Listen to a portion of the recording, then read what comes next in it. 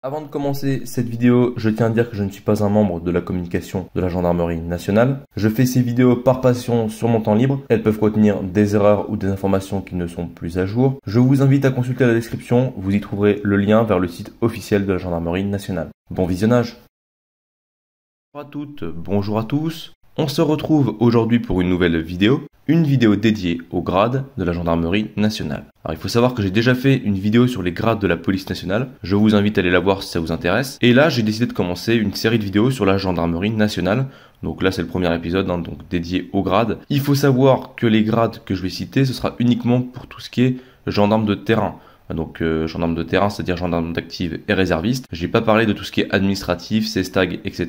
Voilà, là je parle uniquement des gendarmes de terrain. Dans la gendarmerie nationale, vous avez plusieurs corps, au même titre que dans la police nationale. Vous avez tout d'abord le corps des soldats du rang, donc le corps des gendarmes adjoints volontaires. Ensuite, vous avez le corps des sous-officiers de gendarmerie, puis le corps des officiers de gendarmerie, et ensuite le corps des généraux.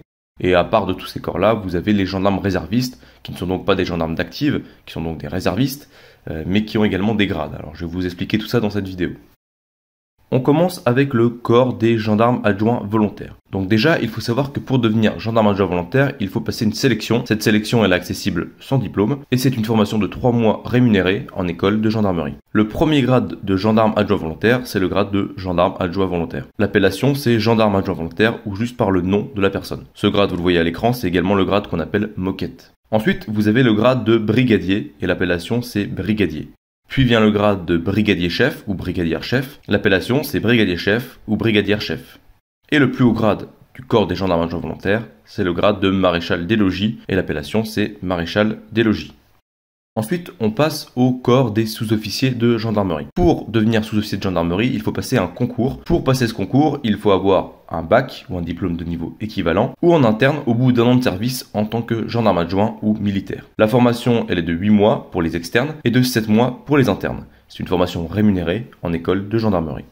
Concernant les différents grades du corps des sous-officiers, on a tout d'abord le grade d'élève gendarme. Alors l'appellation, c'est élève gendarme. Puis vient le grade de gendarme sous contrat, l'appellation c'est gendarme.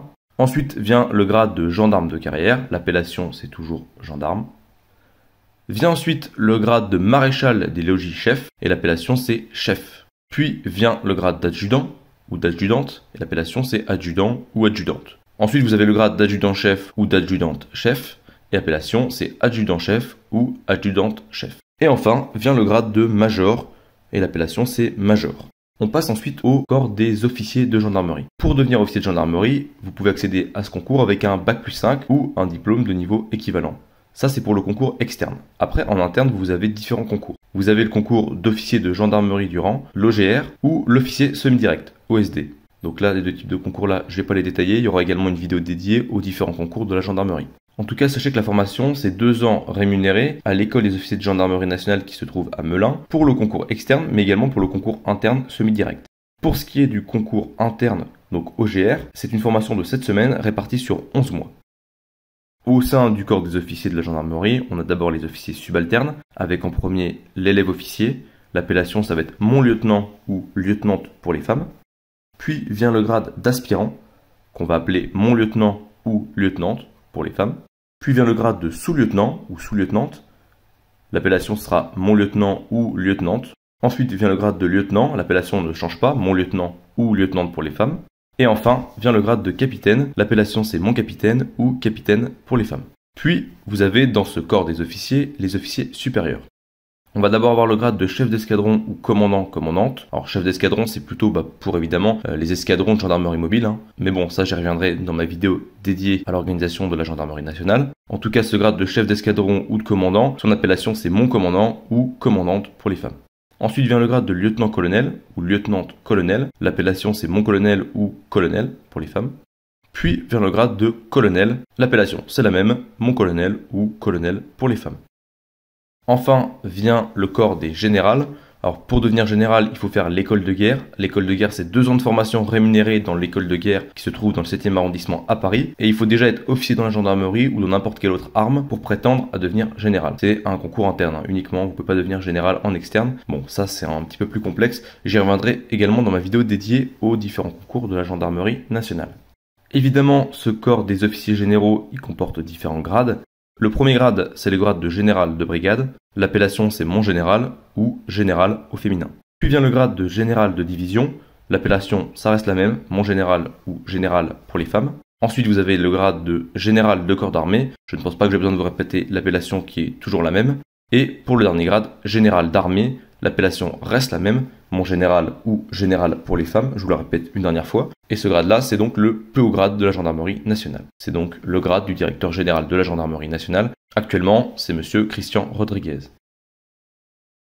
Je vais maintenant terminer cette vidéo par les gendarmes réservistes. Alors pour devenir gendarme réserviste, il faut faire des sélections suite à un passage de l'inventaire de personnalité et d'une visite médicale. Donc les seuls tests que vous avez, c'est un inventaire de personnalité et une visite médicale.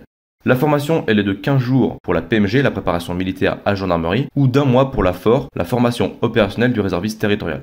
La FOR, elle se déroule à Orléans, et les PMG, elles se déroulent dans différents endroits partout en France. Donc il y a plus de PMG que de FOR, hein, c'est un peu plus rare. On va dire qu'avant la formation de réserviste, c'était quasiment tout le temps un mois, et maintenant c'est plus 15 jours qu'un mois. Tout ce qu'il y a à savoir sur réserviste, c'est que ça va être les mêmes grades que dans la gendarmerie nationale, sauf que vous pouvez aller que jusqu'au grade de colonel. Donc ça va du grade de gendarme adjoint volontaire, le grade moquette, au grade de colonel. À titre indicatif, un réserviste gendarme adjoint volontaire, il est payé 53 € par jour. Un réserviste colonel, il est payé 183 € par jour. Cet argent-là, c'est net d'impôt. Donc c'est l'avantage de la réserve, c'est que vous ne payez pas d'impôt sur ce que vous gagnez en tant que réserviste. Les réservistes, ce ne sont pas des gendarmes d'actifs, il faut bien faire la différence. Ce ne sont pas donc des gendarmes de métier, ce sont des gens qui ont un autre métier dans la vie civile, mais qui exercent des fonctions de gendarmes lorsqu'ils sont donc dans la réserve opérationnelle de la gendarmerie nationale. Et donc ces personnels-là, ils vont venir en renfort des gendarmes d'actifs, mais en aucun cas ils vont les remplacer. En tout cas, je reviendrai là-dessus plus tard puisque je compte également faire une vidéo sur la réserve opérationnelle de la gendarmerie nationale. C'est très intéressant. Donc voilà, j'espère que cette vidéo vous aura plu, n'hésitez pas à me donner vos avis en commentaire. J'ai été assez bref et concis sur cette vidéo, hein. J'aurais pu développer un petit peu plus sur les grades, sur les différents rôles des généraux, voilà, mais bon. Ça, j'y reviendrai dans ma vidéo sur l'organisation de la gendarmerie nationale, des différentes fonctions que peuvent exercer un capitaine, un colonel, un général, enfin voilà. J'essaierai de revenir là-dessus sur ma vidéo sur l'organisation de la gendarmerie nationale. Là, le but de cette vidéo, c'était vraiment de vous présenter les grades de la façon la plus brute possible, pour ne pas trop vous embrouiller l'esprit, hein. Mais il y aura une vidéo qui vous risque de vous embrouiller un peu plus l'esprit, qui sera donc sur l'organisation de la gendarmerie, et qui sortira incessamment sous peu, quand j'aurai le temps et quand j'aurai fini de l'écrire. Voilà. Je vous remercie pour votre attention, et puis n'hésitez pas à laisser un commentaire, un petit like si ça vous a plu, partagez les vidéos si vous pensez qu'elles pourraient intéresser d'autres personnes, et moi je vous dis à la prochaine. Bye bye.